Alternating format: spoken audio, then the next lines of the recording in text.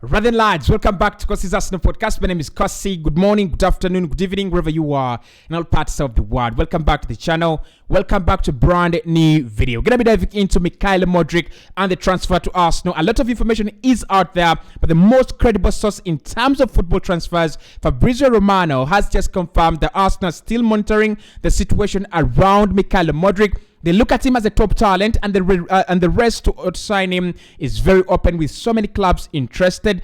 Arsenal will be busy in the next few weeks and months as well, as they want to keep going in this very fantastic moment they are in on top of the table. So we're going to be diving into every detail around Arsenal signing Mykhaylo Mudryk, the price changes actually that have actually happened ever since we last talked in 3 weeks until now. Fabrizio confirming the interest is still there. But also, could there be a very huge opportunity for Arsenal to sign him in January, now that Shakhtar Donetsk are out of the UEFA Champions League? Hit the like button for me. Let's get this video to 300 likes. The likes really help me a lot with the algorithm, and they just help more people to watch the videos. Do subscribe as well and watch these videos until the end so that you can give me your honest reactions and opinions in the comment section below. But the question, of course, would you want to sign Shakhtar Donetsk's Mykhaylo Mudryk in January, or should Arsenal wait until the summer, probably for us to get a price cut for around 35 to 45 million pounds? Let me know in the comments below. Now, the big story, of course, is that we are still interested. A few people have been asking me whether we will try to sign Mykhaylo Mudryk. So Fabrizio Romano has just answered that question today, and he says Arsenal is still very much interested in Mykhaylo Mudryk. There will be some time between November and January for us to do some negotiations, try to do more research, look at the player and the deal as well, and try to see, can we get it done? Can we do it between this period of time? One thing I will confirm here is Mykhaylo Mudryk is now a player Arsenal have scouted for more than 3 months. You remember in the summer we looked at him, we wanted him, we admired him, but it looked like the price was a little bit high. And in my own opinion, I think Arsenal were not really ready to splash a lot of money for a player who had actually not proven on Europe, but also a player that they had not seen for quite some time. Throughout this season in the UEFA Champions League, Arsenal have been sending scouts to Shakhtar Donetsk, to trips around Europe to see what Mykhaylo Mudryk is all about. And trust me, his performances in the Champions League have just convinced us that this guy is the real deal. Don't forget the likes of Facundo Torres, forget the likes of Wilfried Zaha, forget the likes of Moussa Diaby. Mykhaylo Mudryk is the real deal. This guy is absolutely sensational. And if look at 21, if you get him into a decent side like Arsenal, Chelsea, Man United, and the likes of Manchester City, he's really going to become one of the best wingers the world has right now. So in terms of interest, there is concrete interest in us, in the player from Arsenal. That is a very, very big positive, because we know Arsenal tend to drop interest in players. We see what happened with Yuri Tillemans in the summer, what happened with the likes of Houssem Aouar. But with Mykhaylo Mudryk, we are still interested. We are monitoring the situation, and we consider him a top talent. So the deal will be done as early as January if we can get everything in place. Now, there is also a very, very good positive here that Mykhaylo wants to win the title. And Fabrizio Romano confirms that by saying that Arsenal want to continue in this very, very good moment at the moment, on top of the table, winning every game and going into every game as favourites. Now, I said that was in the summer, the Arsenal are not title contenders, and this was my reason. I felt we were not title contenders, first and foremost, because the way we recruited was not enough in terms of squad depth, and also, thinking about the likes of Thomas Partey and their injury, prone carriers. I thought we were never title contenders, but I'm quite amazed with how the physio has handled injuries, the likes of Alexander Zinchenko, the likes of Thomas Partey, and a couple of other players. Gabriel Martinelli has not suffered an injury this season so far. So far, so good. The physio have actually done so well, and I think the work they've done really places Arsenal into that category, into that bracket of title contenders. So what we have to do right now is broaden our squad, make sure that we have more players in these different areas, probably add a winger, add a midfielder, add another centre back or right back, depending on where the necessity is asking for us to do that, and then probably add another goalkeeper if we have the resources. Why not? So Mykhaylo wants to win the title, and Arsenal want to continue being on top of the table so that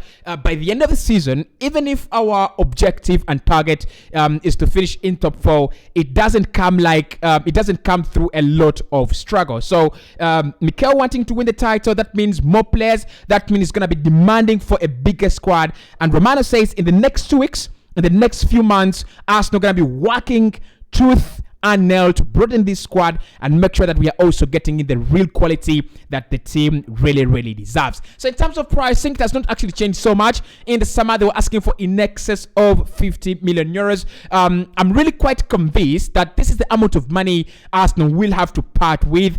Given the good performances in the UEFA Champions League, I don't think Mykhaylo Mudryk is going to go for anything cheaper than 50 million euros. Now, I've seen a couple of offers on the table, and we'll dive into the competition that Arsenal have to sign the young Ukrainian guy. But I've looked at some of the offers that were offered in the last summer. 30 million euros from Brentford, a couple of million euros from clubs like Bayer Leverkusen, and he's done well so far in the UEFA Champions League and also for the club as a whole. So in my opinion, I'm gonna say this: Mykhaylo Mudryk could move to Arsenal for around 50 to 60 million euros. There is interest, but the price is not actually going down. I think Shakhtar Donetsk will be very brave and will be very bright to say, we're gonna sell him in January. He's done so well in the UEFA Champions League. We can use that to market him.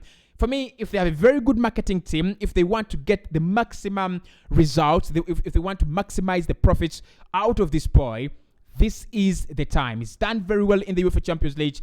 Sell him now. You'll get all the amount of money you want. So at the moment, Mykhaylo Mudryk is around 50 to 60 million euros that Shakhtar Donetsk will be asking for. That gives us a lot of credit, and that also gives us a lot of security, because clubs like Brentford, Aston Villa, Bayer Leverkusen, and clubs in that category will not actually be able to splash 50 plus million euros in January. So that puts Arsenal in a special bracket.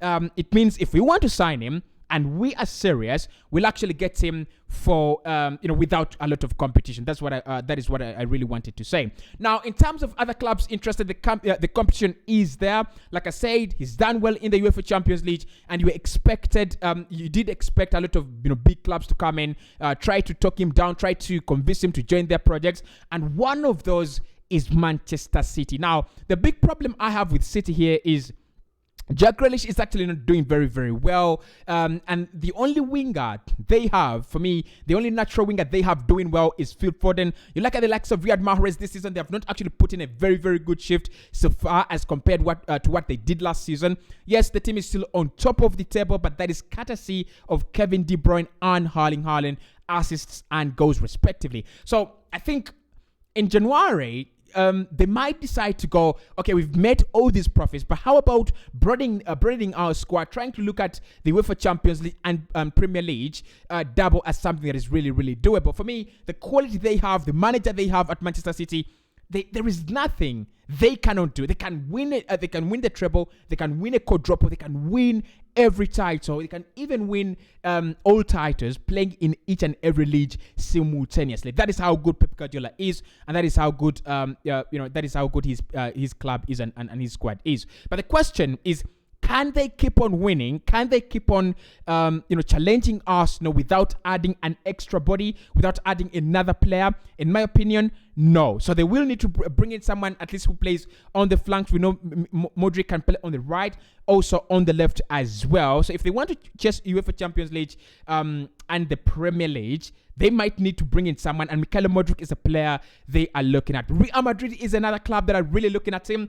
We know what Real Madrid are doing. You can easily see through their project, the likes of Vinicius Jr., the likes of Fede Valverde, the likes of not really Toni Kroos, but the likes of Kamavinga. They're trying to build that young brand, that young team, at the Santiago Bernabeu. For me, they won't win anything this campaign because their team is still in transition. Their team is still in progress. It's not really writing them down, but I don't feel they will win anything. So you look at what they're trying to do. They can easily convince this guy. And you look at Eden Hazard. He has actually failed to meet the expectations that were set for him at the Santiago Bernabeu in Spain. They want someone who can bring that more energy on the other flank. At times, Fede Valverde has played on the other flank vis-a-vis Vinicius Jr. on the left-hand side. So for me, if they went for Mykhaylo Mudryk, I wouldn't actually be very, very surprised. The question with Real Madrid is that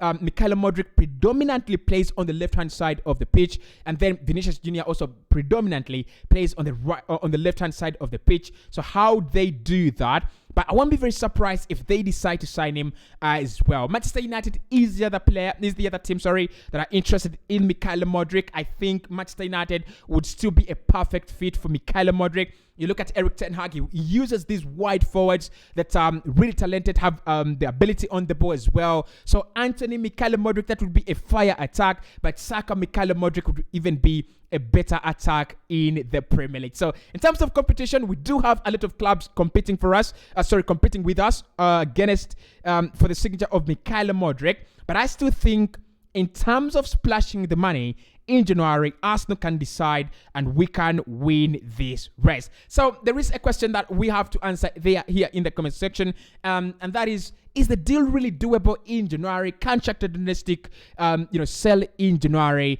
And I think for me, the answer here is yes. Look, these are my reasons. And I really hope they make some sense. First and foremost, Shakhtar have been dropped out of the UEFA Champions League. That's a very, very big boost in terms of us getting the signature of a player, and also trying, us being a little bit more lucrative and attractive, and also being at the same level as Shakhtar Donetsk. Arsenal have, of course, gone to progress to the round of 16 in the Europa League. Look. Round of 16, quarterfinals, semi-finals, and the final. Those are 4 rounds away for us being champions of the Europa League for the very first time in our history. And I think we're going to do it. I think Arsenal will win the Europa League this season. So with the likes of Alexander Zinchenko already at the club, and our ambitions are very clear. Our project is also very, very clear. I think Arsenal can easily attract Mykhaylo Mudryk. So for me, the deal is doable in January. Shakhtar Donetsk will not have a lot of reasons to keep him against his will. We know the player loves Arsenal, he loves London, he loves the Premier League. So I don't think they will try to keep him against his will. If they get their money, they will definitely let him go. So for me, a deal is doable in January. Reason number 1, Arsenal are desperate. We want someone in there.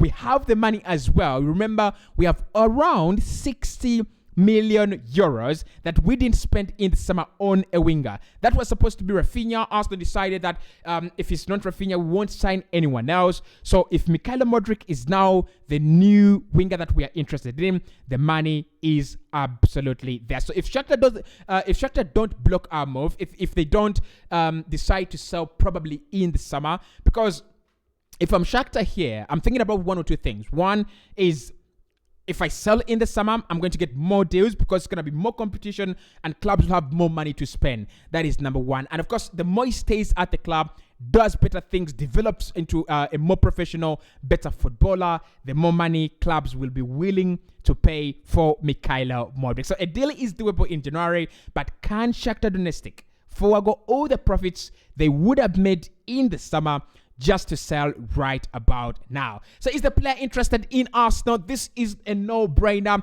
Like I've reported before, the player's already said he cannot turn down an opportunity to play for Arsenal. That is something he just can't do. And I really love this about recent Arsenal targets. You think about the likes of Yuri Tillemans, Gabriel Jesus, Alexander Zinchenko, Marquinhos.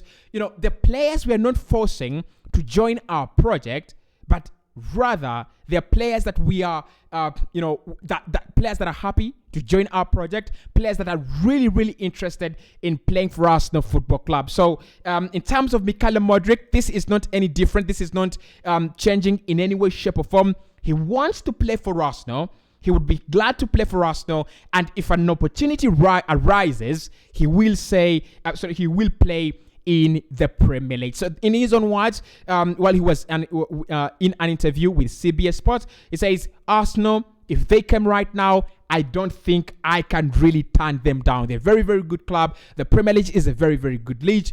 Every one of us wants to play in the Premier League, and that is what Arsenal is providing. So the big question, guys, then in the comment section, like I said, do you think we can crack this deal, and do you want us to get this deal done over the line? He's done well in the UEFA Champions League. He can help us win the UEFA Europa League and the Premier League. We can do a double, by the way. Many people have not actually looked at this, but Arsenal are chasing a double. And should Mykhaylo do a double, I don't know where the rival fans will ever go. So talk to me. Let's continue in the comment section. I want to provide more of this content in a better way, and also almost in a timely way. So make sure you're supporting, hit that like button, subscribe as well. DT is back on YouTube, by the way. I'm hoping to do a video that is not controversial, welcoming Mr. DT back on YouTube. He had a few problems on during his during the last 3 months of his life, I think around 3, 4, 5 months of his life, but he's back on YouTube. I just love Arsenal content creators. It's a time for us to have as many Arsenal content creators as we can. So DT is back. Make sure you check out the DT Daily almost on a daily basis. And we're going to try to do the Kossi Daily almost on a daily basis. Kossi will be back soon as we discuss the story about Facundo Torres. Why are Arsenal so adamant about signing this 22-year-old, very interesting American boy? We'll speak to you very, very soon.